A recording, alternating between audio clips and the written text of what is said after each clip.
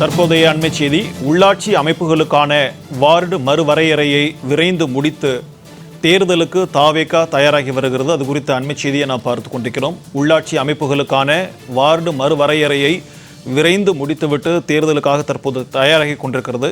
தமிழ்நாடு மாநில தேர்தல் ஆணைய அலுவலகத்தில் வார்டு மறுவரையறை ஆணைய கூட்டம் நடைபெற்றது.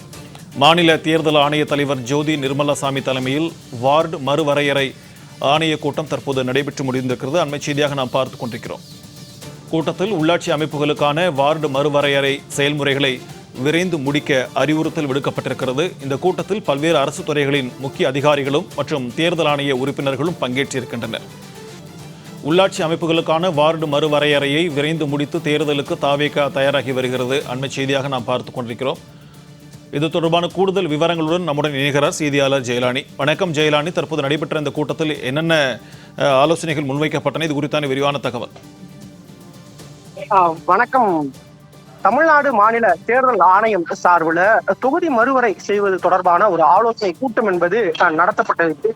குறிப்பாக தமிழ்நாடு தேர்தல் ஆணையர் மற்றும் அந்த எல்லை மறுவரை செய்வது தொடர்பாக ஆணைய தலைவர் ஜோதி நிர்மலாசாமி ஆகியோர் தலைமையில இன்றைய தினம் இந்த மறுவரை ஆய்வு கூட்டம் என்பது நடத்தப்பட்டது.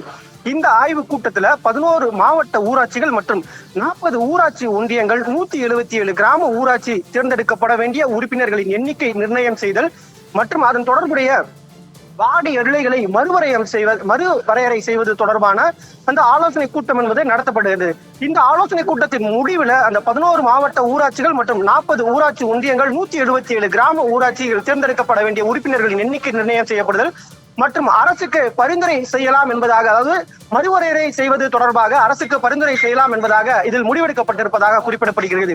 மேலும் மேல் குறிப்பிடப்பட்ட அந்த உள்ளாட்சி அமைப்புகள்ல வார்டு எல்லைகளையும் மறுவரையறை நிர்ணயம் செயல்முறைகள் என்பது விரைந்து முடிக்க வேண்டும் என்பதாகவும் தற்போது ஆணையத்தின் இந்த கூட்டத்தில் முடிவெடுக்கப்பட்டு அறிவுறுத்தப்பட்டிருக்கிறது.